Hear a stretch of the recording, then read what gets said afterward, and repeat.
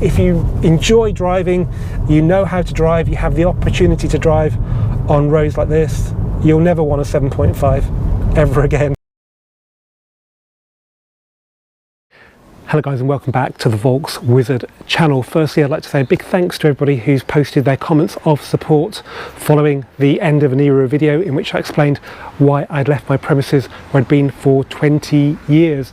I've been really touched by your kind words, and I will reply to every comment as soon as I can.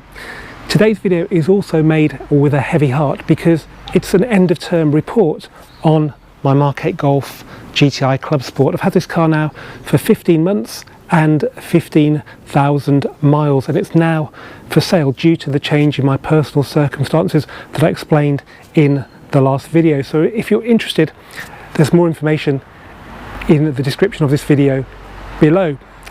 Now before it goes, I'd like to summarise my time with the car. I probably should have made a likes and dislikes video many months ago, so we're going to do that today. But let's get started by talking about running costs.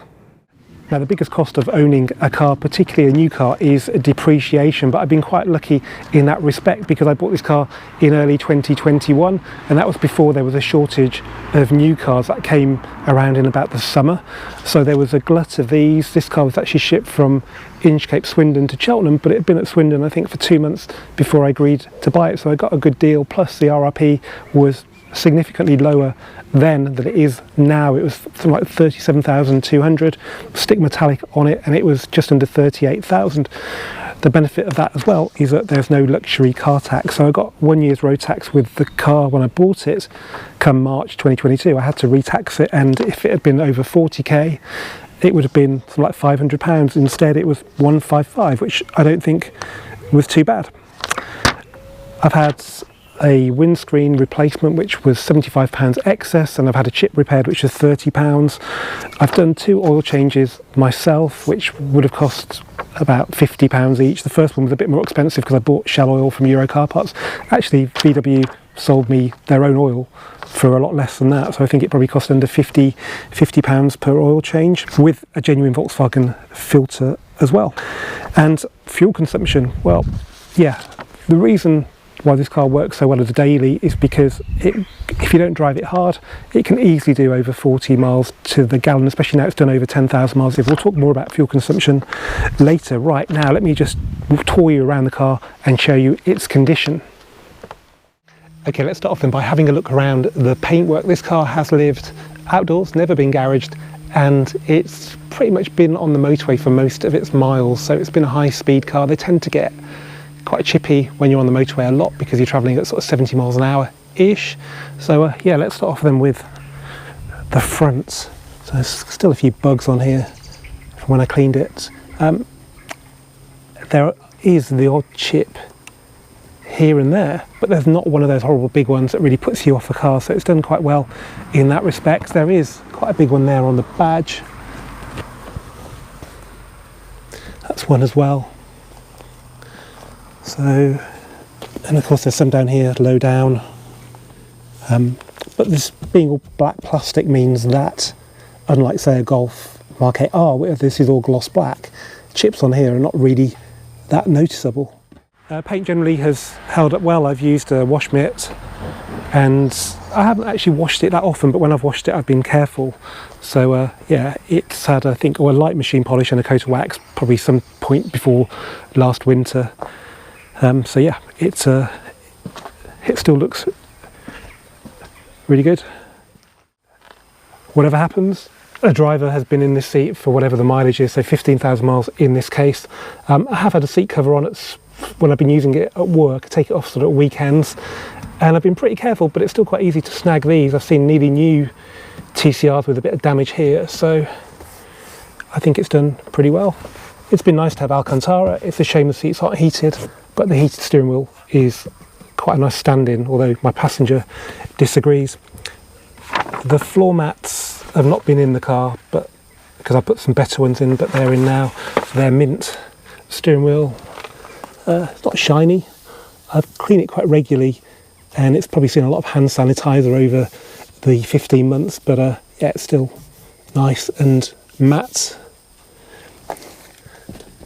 if I was to be critical, there is starting to be some fine scratching on the piano black down here, which is pretty hard to avoid. I've heard rumours that they're going to do a little update to the interior where the piano black's going to extend around here. Well, I hope that's not the case, because if you look at the Mark III Leon facelift with the piano black centre console, they can look very second-hand very, very quickly. There's no real other wear I can show you. Nobody's been in the back at all, so that's still mint. And I have had a lot of stuff in the boots, like wheels and things, but I always put a liner in there because it's much easier to stop it getting dirty than to try and clean it. So that's still new. Obviously these tyres haven't been on for very long at all. They've been on for the first 1,000 miles, so they're not representative of the wear, but going by the asymmetric 5s I had for most of the car's mileage, I reckon I'd be coming towards a set now at 15,000 miles. There'd probably be about 3 mil or so left if you rotate them about halfway, so not too bad for a front wheel drive car with that amount of performance. Now let's talk about the faults I've had over the 15,000 miles with the car. Now, before I complain too much about this car, I should point out it's only had one software update. That was done at the end of June 2021 when it was a few months old, and that did fix a few little niggles like the keyless entry, which now works perfectly. There's at least 1 or 2 updates outstanding, but by all accounts they don't fix the biggest problem I've had with this car, which is when you use traffic sign recognition to control the cruise control speed. So the car will read a road sign and set the speed accordingly, or that's the theory anyway. The problem it's been having is that it misreads road signs, or it will suddenly decide it should be in kilometres an hour and slow you down. So for example, I was on the M1 in average speed zone roadwork, 60 miles an hour. I had a lorry behind me, because they always are, and the car decided to slow down to 37 miles an hour, which is actually 60 kilometres per hour. So that was a bit interesting. I should have probably turned it off a lot earlier, but the car came with it turned on, and I wanted to see how good it was, and I just couldn't believe how bad, even dangerous it was. I eventually turned it off late 2021 when I was on the Orwell Bridge near Ipswich on the A14. It's a 50 mile an hour average speed zone. It's got little LED 50s, not normal metal ones, properly illuminated ones, and because of the glare at dusk, the car misread that as 80 miles an hour and accelerated me up to that speed, as I said, in an average speed camera zone, which was not good. After that, I turned it off, and now I use adaptive cruise control like you would on a Mark 7 7.5, and it's very good like that. So yeah, that's it. Mechanically, it's been pretty much perfect. There's been a creaking from the front suspension. It did it from new. When you go over a hump, and then the car's sort of still up in the air, but the wheel drops down, that would be when it creaks, and I can do it again and again on a hump just around the corner from here. And then in recent months, it started creaking from the front left corner when you go around roundabouts or turn right anyway. So apparently that's the top mount related issue. The dealer can grease that. They can do the software update whenever I get the time to take it to them. Right then, believe it or not, I do have a dislike of one thing to do with the haptic buttons on the steering wheel.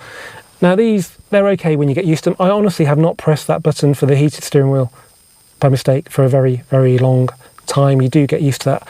What I've done a couple of times recently is, say I'm gaining on a car with the cruise control and I just want to turn it off and revert to controlling the speed by the throttle, I'll press that, which is turn the cruise control off, but because I'm not looking at the steering wheel, I'll actually press a bit too far over here, and I'll end up adding 5 miles an hour to the cruise control speed. Actually, you can see that happen. So yeah, see, I'm pressing actually on the off bit. It's not me being silly. You see, I'm actually there, but the cruise control speed is going up. That's really interesting. So if you turn it off, press it where it's got the logo, the image, that will turn it off. That'll go back to the mileage. Yeah, but if you press it there, okay, let's turn it on just to the left of there, in the zone for the off, you get that function, which is plus. So yeah, there is a bit of a problem there because I am pressing it in the right place and it's doing the wrong thing. So please, Volkswagen, will you fix that? Okay, the next dislike relates to the driving modes. It's not a new thing, this. I think they've pretty much always done this, but I just don't know why. So if we're in the mood for some sporty driving, come on, wake up. There we go. We'll put it into sport. Okay, I've done my driving. Oh, that was really good. I turn it off and then I go home. I wake up the next day and I get back in the car and I think, you know what, it's a nice day, let's have some more sporty driving. And it tells you it's in sport mode on here, but it's not. It's in the default mode, which I think is comfort. And that's really annoying. Even on there, it shows you the checkered flag, which means you're in sport mode, but you're not. And I think a lot of cars have done this, and I do understand why they need to reset the modes, because if somebody else drives the car, they might think it's a bit weird if it doesn't change gear until like 3,000 RPM in sport mode or 4,000. So they need to reset it back to the default one. But why doesn't it tell you on the screens? I really don't get that.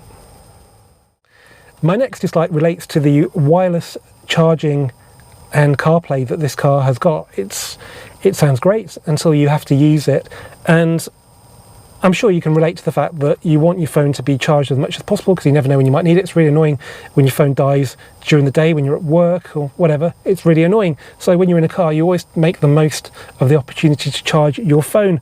Well, it's very tempting to think, well, that's wireless charging, I'll just put my phone in there and that'll be it. It'll charge as quickly as it will do if it's plugged in.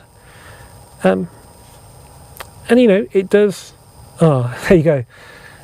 That's, yeah, that doesn't tend to happen that quickly, but I think what could be the case with this phone, and I've only just fitted this to this phone, so it's not to blame, but the mega mount metallic mounting there can cause havoc with the wireless charging. But I mean, that's bad in itself, although that's just probably something physics that Volkswagen can't fix. But the wireless charging wasn't reliable before, so you might get the it's charging message on the infotainment, and then while you're driving along it might say it's not charging anymore, and you've kind of got a fraction of the charge you would have got if you just plugged it in by the time you get to your destination. So yeah, whilst in theory it sounds great, I've pretty much always plugged my phone in with a cable. Okay, the next dislike relates to the standard lane assist function.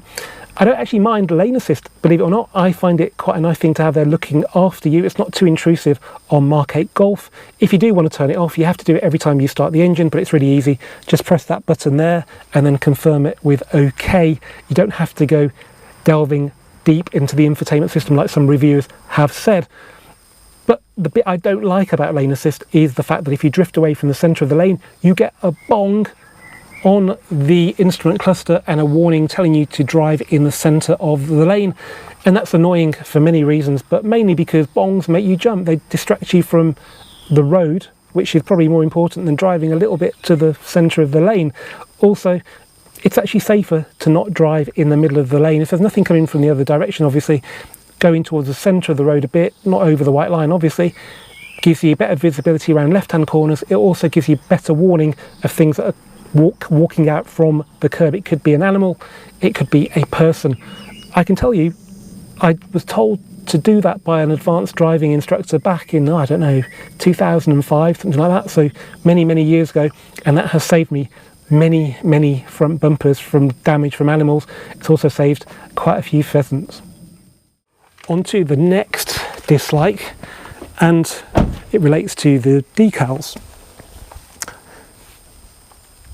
I kind of ignored them while I've had the car because they just come with it, but the more I've had it, the more I think they look a bit rubbish. And that's primarily because I reckon they should have said Cup here, because it was originally going to be called the Cup, not the Clubsport, and they just decided to not put the Cup bit on. That would make so much sense if you can imagine a Cup sort of italicized like the decal. Which brings me on to the other dislike, and that is that it doesn't say Clubsport anywhere on the car. Nowhere. Which is, well, bearing in mind it's quite a lot more expensive than the base GTI, you'd thought it would say Clubsport somewhere. Another dislike about owning this car actually applies to any Volkswagen, and that's Volkswagen main dealer servicing costs. Now, when the car had nearly done 10,000 miles, I rang my local main dealer and asked them for a price on the first service, just an oil and filter change, and they said £258. That might sound okay to some of you guys, but being in the motor trade, I was really curious as to what they did to charge that much for.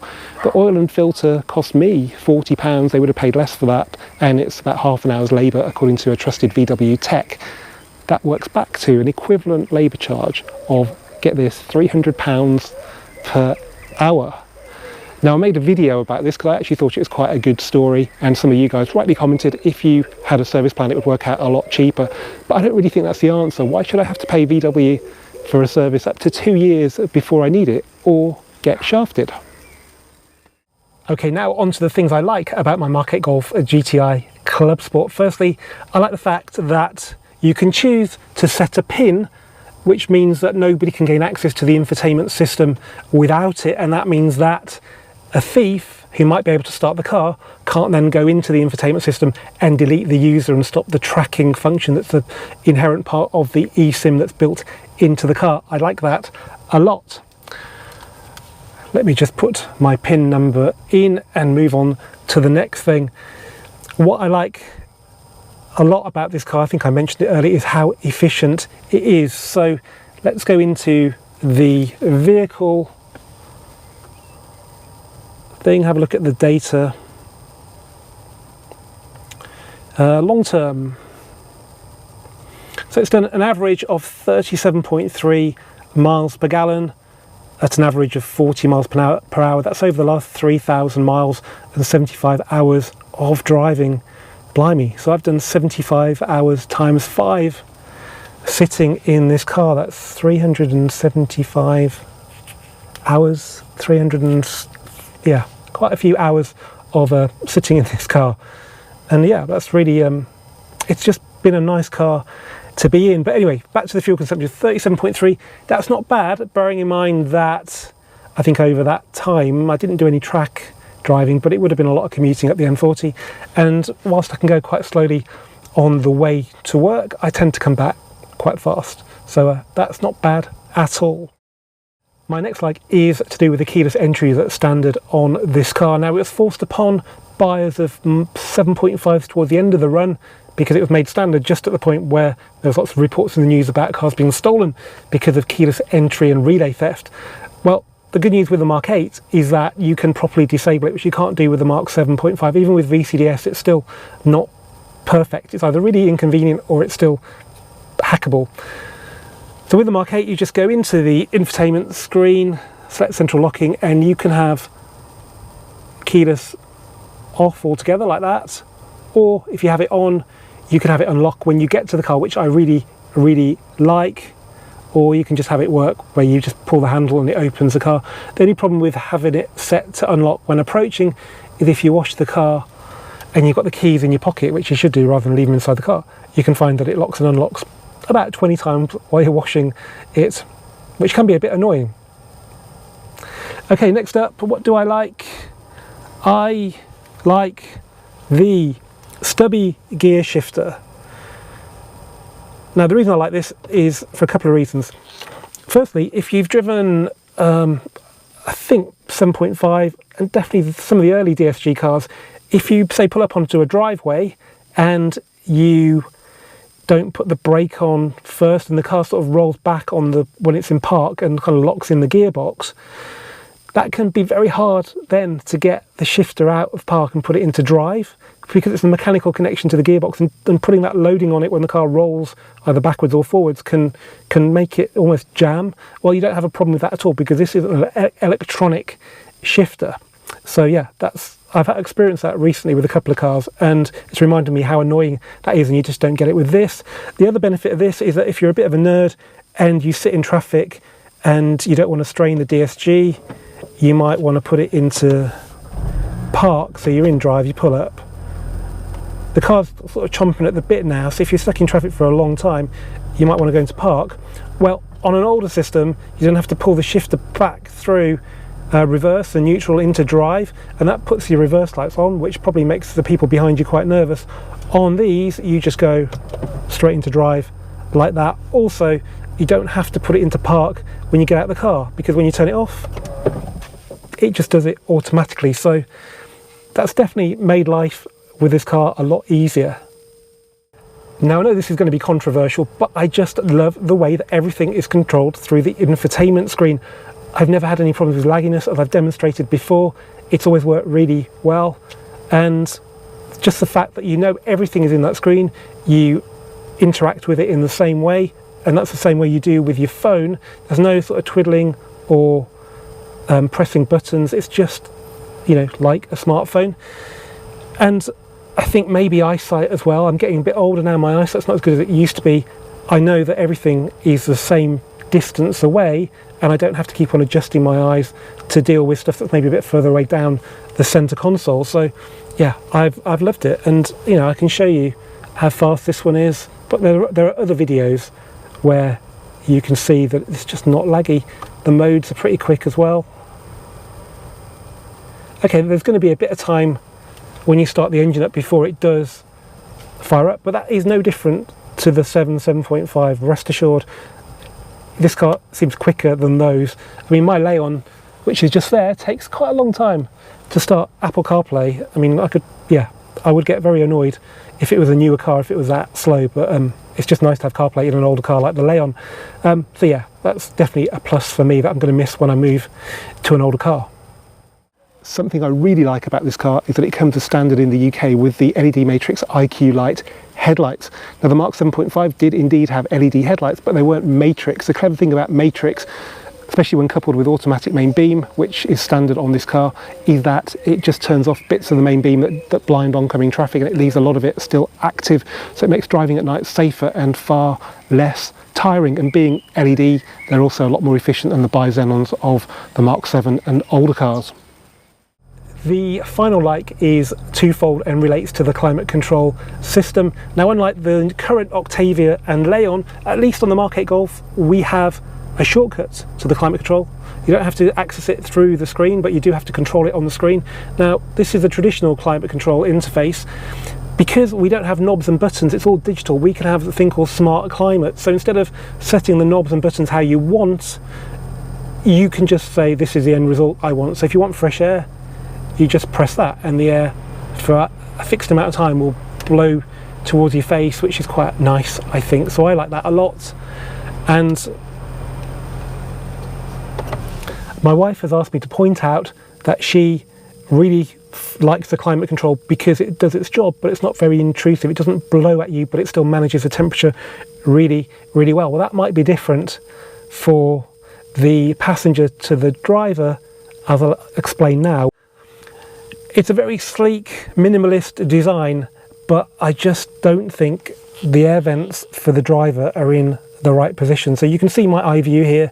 You can see down here there's an air vent, but your hand is quite often in the way of it, and it's the same again here as well. If you hold the steering wheel in the right place, you're blocking the air. It's okay for the passenger because they're sort of unobstructed over that side. So yeah, that's a bit of a dislike for me. I mean, because the climate control does work so well, it's not such an issue, but if you do want fresh air to your face, it's very hard. And sometimes on a hot day when you're feeling a bit tired, you do want that. Now we're going to go for a last drive in my Mk8 Golf GTI Clubsport. And this is very important because for all the annoying things, the way this car drives over the earlier GTIs is very, very different, and different in a very good way, as I will show you right now.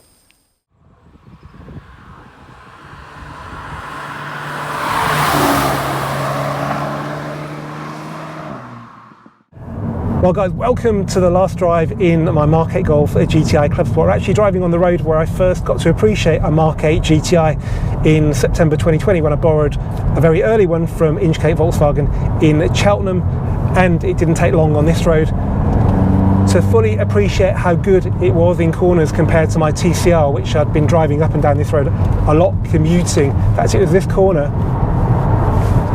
where I just fell in love with the way the Mk8 went round corners. It was so much sharper than the TCR, and you didn't really fully appreciate that until you'd driven this. The TCR felt fine in isolation, but I kind of understood what the journalists had been on about finally when they put the TCR quite well behind rivals like the Civic Type R, Hyundai i30N. Now I've done 15,057 miles in 15 months, and those 15 months have been pretty tough for me overall. My father died a month into owning this car. We were still in lockdowns, and in the summer of 21, a few months into owning this car, I knew I'd have to be leaving my premises at some point, and after 20 years that was a real big strain. But this car was always there, ready to take me from A to B with minimal fuss, and to actually make my day better if I got a clear run on a road like this one. I could really enjoy it. So whilst it's had its little glitches, overall, and looking back over 15 months, I'd say 98% it was a great car, and that's a good rating, trust me. So it's this very corner where I fully appreciated the Mk8 over the 7.5. It just feels just so much more precise. So we're going into it quite fast, and you can just trust in the car so much. I mean, that was really easy, and in the TCR that felt a little bit hairy. There were some times when I've been driving home late and I felt like I was going to take off over that hump, and that's not a fault of the car. That was probably when I was driving a little bit too fast. And I love these extended paddles. They have made driving so much more enjoyable. They've been on for, I think, since about May 21, so when the car was a couple of months old. And they're not cheap for bits of plastic with a switch in them, but yeah, they just feel great. So yeah, last drive here. Let's just go full bore. Come on.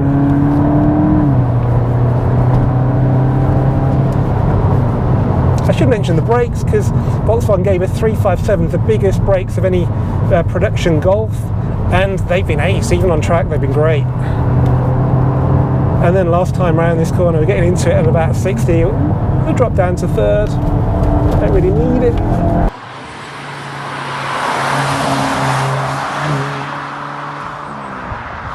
Oh, you just get on the power. That VAQ diff, I think they've done stuff to it in the Mk8 as well, because it just seems a lot more grippy than it does in the 7.5s. And now I'm getting the shivers down my spine. That's how good this car is to drive. If you've never driven one, then I'd recommend you do, because there's a lot of love for the 7.5, understandably. But trust me, if you enjoy driving, you know how to drive, you have the opportunity to drive on roads like this, you'll never want a 7.5 ever again. Anyway, on that controversial note, thanks as ever guys for watching this Volks Wizard video. If you've enjoyed it, please give it a thumbs up, please do comment, please do share. As ever, please subscribe. Every subscription means a lot to a little channel like this, and I'll see you for the next video very soon, which probably won't be on a Mk8 Golf GTI Clubsport.